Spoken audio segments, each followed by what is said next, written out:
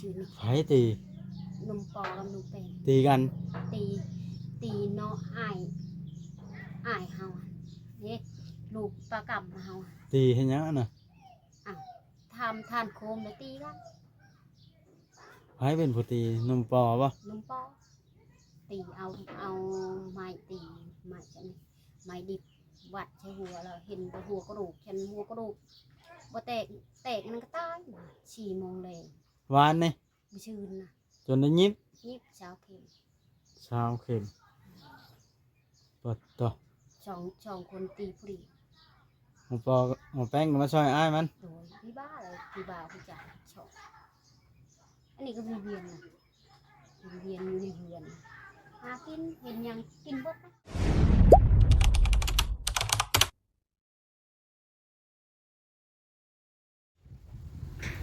โดยพี่น้องเอ้ยสบายดีสบายดีสวัสดีพี่น้อง FC เบิดสู่ผู้สู่คนเด้อพี่น้องเนาะเปิดภาพขึ้นก็อยู่เพื่อนแม่ตู้ท่ามาเยี่ยมยามทำข้าวบนทางแม่ตู้ท่าตีเบิ่งก่อนเนาะ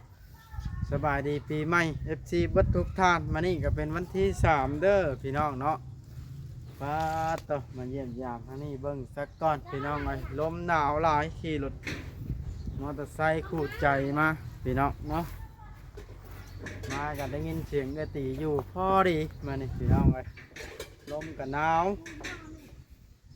เริ่มหนาวอีกแล้วพี่น้องวานนี่ก็มานี่2 มื้อแล้วเริ่มหนาวเข้ามาอีกแล้วมันลมเลยหนาวจะใช้ชุดกันหนาวนี่นี่ก็ผ้าห่มพื้นนวมมาให้อันแม่ตุ๊ดท่า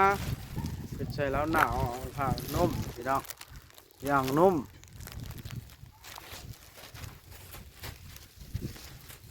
ทักปานอย่างพี่น้องเลยซื้อขนมนวมมาต้อนลาวครับก็ได้ลาวโบดหิวพี่น้องเลย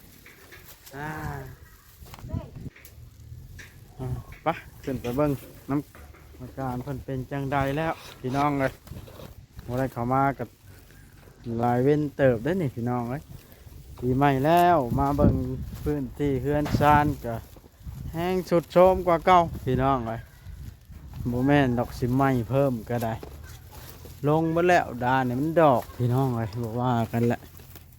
มันเลยสุดลงผ่านผลไป1 ผลแล้วอีกทีนี้สิผ่านผลไปอีกบ่ไปสิบล่มก่อนบ่พี่น้องเอ้ยเดี๋ยว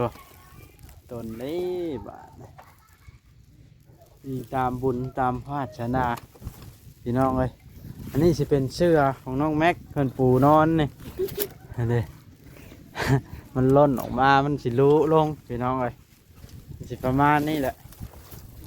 นอนน้องแม็ก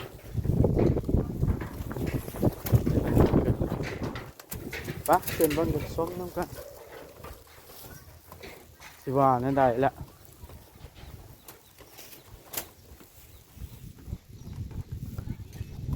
อ้าวโอ้เฮือนคือแปลนครับท่านบ่าเนี่ยสบายดีโอ้ได้ข้าวสารลาแท้นะหรือข้าวเปลือกวะข้าวเปลือกโอ้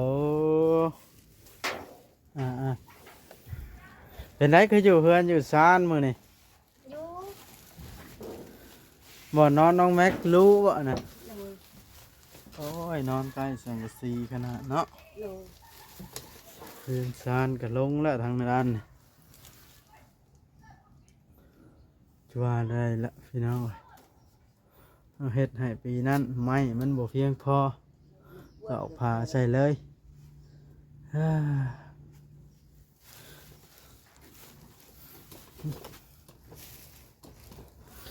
เป็นได้มานี่แม่ตีกินข้าวกินน้ำกับยังไม่ได้กินเป็นได้คือว่ายังไม่อยากก็เคยกินให้คือเยอะให้แล้วว่าเพียงอยากลุก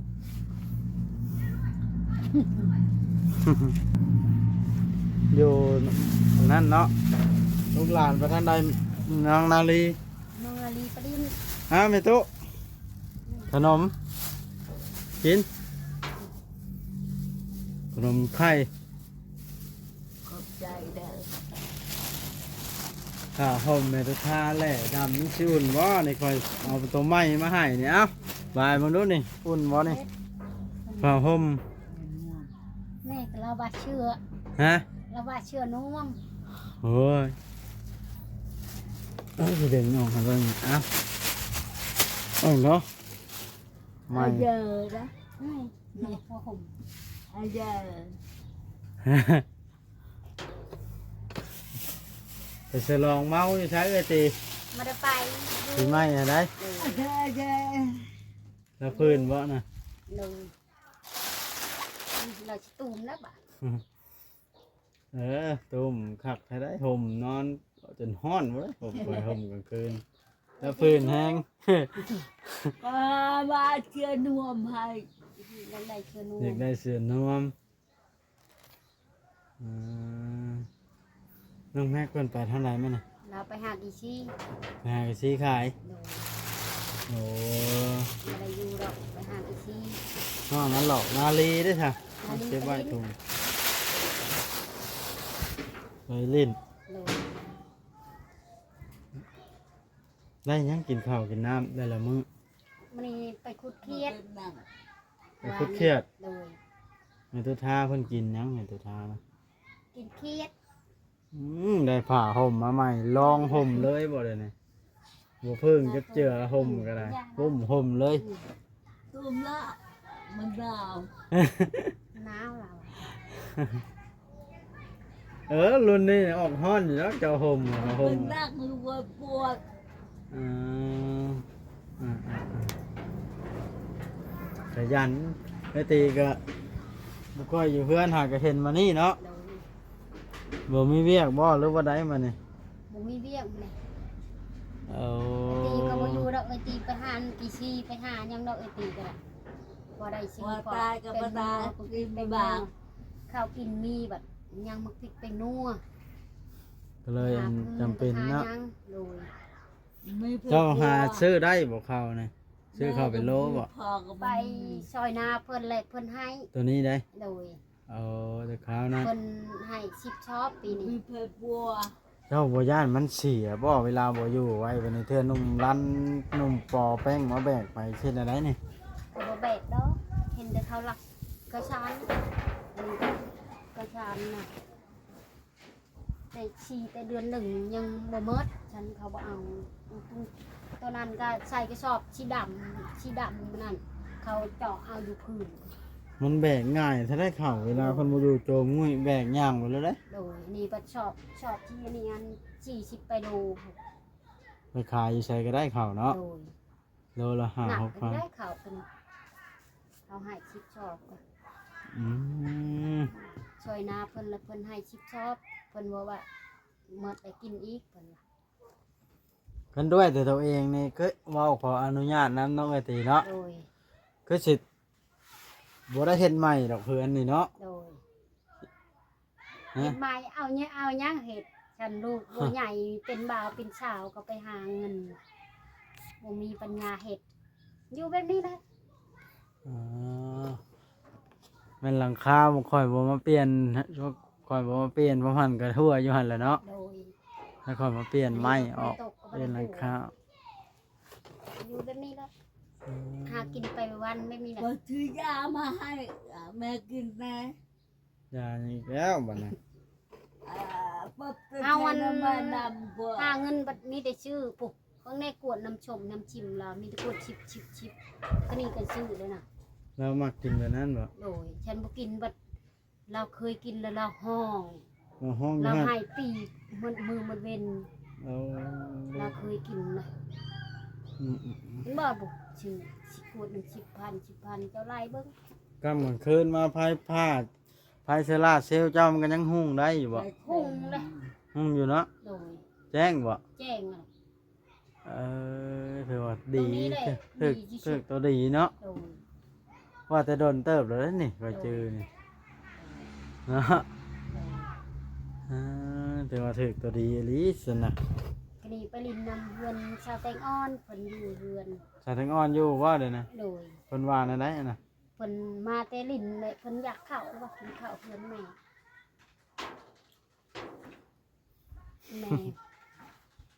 บ่มีหยังได้กินข้าวเพื่อนแม่แล้วไปลิ้นแม่ว่า อะไรนอนเลย ตีหนึ่งตีช่องแม่เว้าเราคืนน่ะลิ้นกลางคืนนะจนตีหนึ่งตีช่องก็บ่อยากนอนบ่หาว่า สาวแตงอ่อนได้ โดด ไปลิ้นอยู่ใช้กระดักกระ จัก ดาแท้ บ่ฮู้น้ำลาว ตีหนึ่งตีสองจังมาเฮือน โดด เอาไปลิ้นน้ำไผ่เนาะลูกเลยสาอยู่ใช้บ้านน่ะ ลูกก็อยู่น้ำแม่นะกินข้าวกินน้ำก็อยู่น้ำแม่หมื้อพริกเป็นนูก็อยู่น้ำแม่ข้าวกินก็อยู่น้ำแม่ ลูกชาแตงอ่อนนะโยนน้ำแม่ชาแตงอ่อน โดด ชาแตงอ่อนเราไปลิ้น โดด อื้อหือเราไปลิ้นอยู่ใส่เนาะ บ่อยากหาว่า กันว่าไปลิ้นน้ำผู้บ่าวผู้แพ้วันนี้บ่ผู้ลิ้นน้ำลาว บ่มีดอกหักเราไปเราไป เริ่มป่วงแล้วบ่เนาะ โดนโอ้ย เออ เอาก็คนให้ข้าวชิบชอบก็ใช้นี่เพิ่นอีกก็ขี้กินข้าวเขียวปีนั้นแหละเพิ่นมาเอาสารชอบ เอาแบบว่าบ่มีแล้วรับมากินก่อน โดย บัดได้แล้วทดแทนเขา โดยอันนี้ก็โอ้จันเขา สิ ว่า กุ้มว่าปีเข้านี่คือยังสี่สอบเขาวเปลือก ก็ประมาณยันหมดประมาณเดือน4นี่แหละยันหมดก็ได้ อืม ฉันแต่ชุมข่อยได้บางแม็กอีลีนางน้องนาลีปะท่าข่อยนี่บัดโจรช่องโจรนั่นขโมย เขาบ่ตักเอาบัดเขาเจาะนี่อยู่พื้นเขาเอาไม้แทงเขาเอามัน40,000ตอนนั้นมันเพิ่นจะเต็มชอบนี่เขากลางคืนแล้วเขาบัดมาเอาไม้แทงเนี่ยมันก็หัวเอาเปลี่ยนไม้ได้ชอบนี่ มันนั่นคำบอนมีเฮือนล็อกดีๆนะมันเสียอยู่หั่นเนาะมันกันเขาบ่ได้ โดยอันนี้ก็ เฮาบันจักไปทำมาหากินอยู่แต่ไม่รู้ท่านี่เขาบ่ย่านเนาะ บ่ย่านมีช่างคนมืดมีชอบมีประชาผมก็ชอบประช่างคนเบิด ทุกคนหาว่าเฮาเสื่องเข้าไว้นะ โดยนี่ก็อันนี้ก็เอาไปแล้วว่าเขาฉุกเอาไปเดี๋ยวไปทางไหนแล้วเขาฉุก เจ้าให้บ่ได้บ่ หายบ่ได้ไปตีอันนี้ก็ตีน้องกันคนหยิบชาวเข็มเมื่อวานมีชื่อนี่ ไผตี นมปอกับนมเป็น ตีกัน ตีเนาะอ้ายเฮาอะนี่ลูกปลากำเฮาอะ ตีเฮ็ดหยังอะน่ะ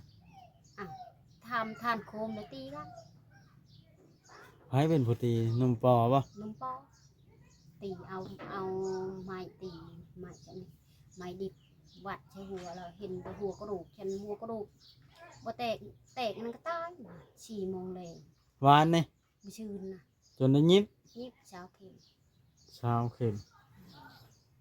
ปดต่อ สองคนตีผู้ดี หมูปอหมูแป้งก็มาช่วยอ้ายมัน โดยพี่บ้าเลยพี่บ่าวพี่จ่าชอบอันนี้ก็มีเวียนนะมีเวียนอยู่ในเวียนหากินเห็นหยังกินเบดนะ อืมตะลายอะไรนี่นะ ว่าชักบางเงินบ่พอเงิน1,000ไร ไอ้สมบัติได้อันนี้นะเพิ่นให้มาแจกเครื่องมันตัวมันแจกไปแจกเทื่อหนึงแล้วมันเหลือมาแล้วแจกมาให้กับตัวท้าวะเกิดเห็นแล้วหนาว ถุงเลย มาเล บัวย ดาวนี่ได้ปลุก1 2 3 4ปลุกมีแต่ผมลาวช้อน อืม กลางคืนเลยห้องโอกหมูนอนก็โหหนาว เราเห็นนะ โดยแล้วน้ แต่ว่าเป็นตาย่านหรือหนุ่มปอหนุ่มแป้งนี่ ำ เนาะ โดย ทหารบ่จับว่าซะนะ เขาว่าเป็นพี่บ้าชอยอายเขาเป็นพี่บ้าเขาตี เพราะฉะนั้น ชอยกัน ตีชาวบ้านไปทั่วกันนั่นสิบ่ให้กันว่า แรกๆเขาจะ ทหารนะบ่จับบ่ซะนะ จับฉันมีเงินให้เขานี่บัดเงิ มันจะเกี่ยวหยังกับเงินสร้างความเดือดร้อน เขาว่า จับแล้วแหล้ว ให้แม่พ่อแม่เราโทรแม่เราโทรมานั่นนั่นโทรมาเบิ่งน้ำกันเนี่ยใช้อย่างกับมาเบิ่งน้ำกันนี่บัดบ่มาปล่อยแล้วเราจะจับจะเห็ดหยังก็เห็ดเราแม่เราแล้วบัดนี้ขายากับป่าหาออก เก่าเชนป่ายเขาตีหนึบบ่มีเขากินแล้วก็ใช้หมูมีตีน มีเมียบ่หมอเพิ่นให้เขาตีนะ บ่มีได้เมียก็ได้เราปลุกคือปลุกเที่ยงอยู่นาพุ่นเมียเราส่งเลยเราปลุกเฮือนอยู่นาพุ่นได้ผู้เดียวเรา หากินผู้เดียวเราได้ น้ำปอน้ำแป้งตีจนได้ยิบ โล ยังทอดแต่บ่ตายเนาะ โลก็4 โมงเดือดเต็มหน้าหมดเฮาก็เต็มหมดหน้าเอาไปออกเขาเฮาก็เจ็บอันนี้มันเป็นยำเข้ามันน่ะ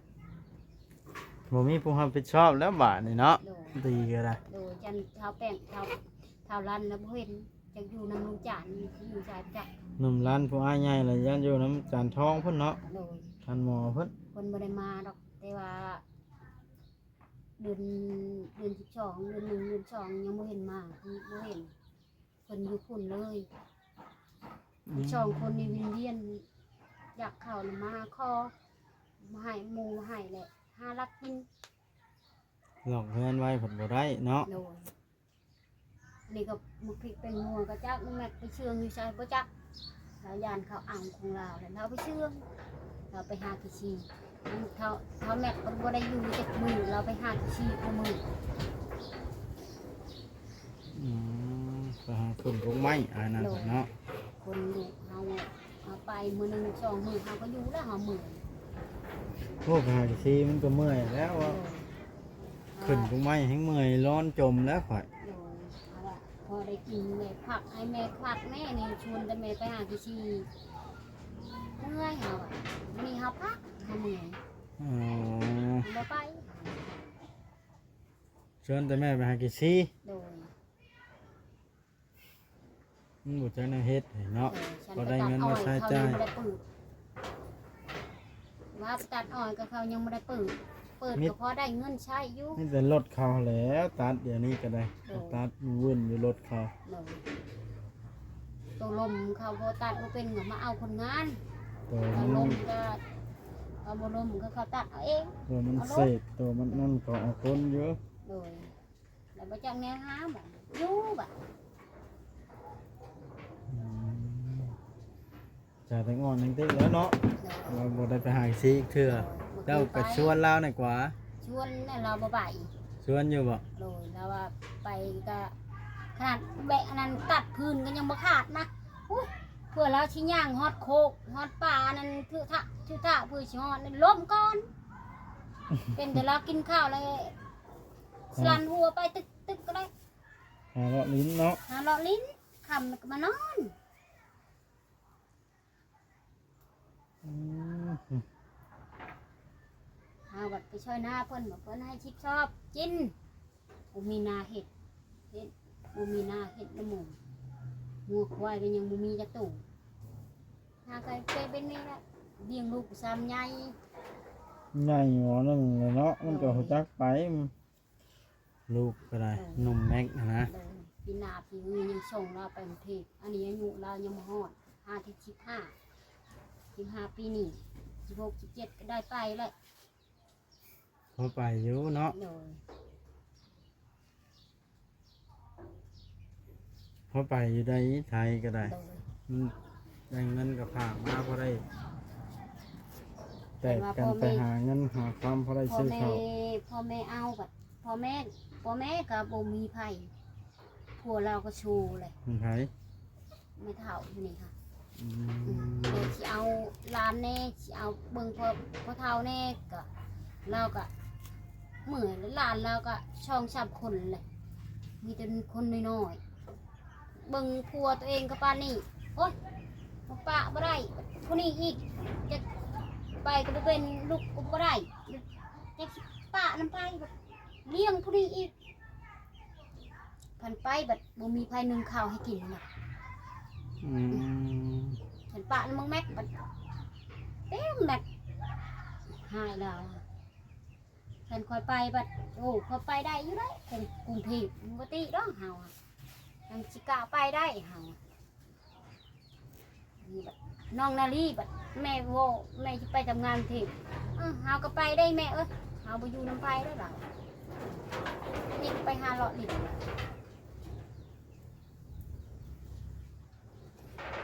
สายแบบนี้เนาะ โดย บ่มีหยังหลายเอ้ยตีเอ้ยมื้อนี้ก็มาเยี่ยมยามทำข้าวเบิ่งข่อยก็ได้บ่ได้มาแต่หึงแล้ว โดย เอาผ้าห่มมาต้อนในตู้ทาเลย โดย บ่กินขนมมื้อนี้เนาะบัดยากก่อนบ่ โดยบ่กินน้ำปัดฉี่ละบ่กินคอยก็ชื่อไป เออเอาโอเคจังไดก็สู้ๆเด้อไอ้ตีเด้อ โดย ข่อยจะให้มีผู้ใหญ่เบิ่งเห็นเฮ็ดเตือนเฮ็ดชานบ่ได้ล็อกทรัพย์สินไว้บ่ห่วงกระดอก โดยไปทางใดห่วงจะเฮือนเลย ห่วงแต่ข้าวน้ำ เอาข้าว นั่นคน อยา มั ก น กิ ละ นข้าวอุ่นน้ำก็บ่เป็นไรดอกอยากได้เฮือนแบบมีล็อกมีหยังนะเฮามีข้าวมีน้ำเลยสบายเฮาใช้กระแจได้โอ้ย อืมย่างอันนี้กันสมมุติฮอดยามฝนอีกมันได้เซซำนี้แล้วน่ะมันให้เงียงไปเรื่อยๆได้มันดินลมเนาะ โดย อ่า อันนั้นก็ข้าวเปลือกน้ำบ่าวอีกนี่ก็ข้าวเปลือกอัน โอเคพี่น้องเอ้ยฝากผู้รักผู้ใหญ่พิจารณา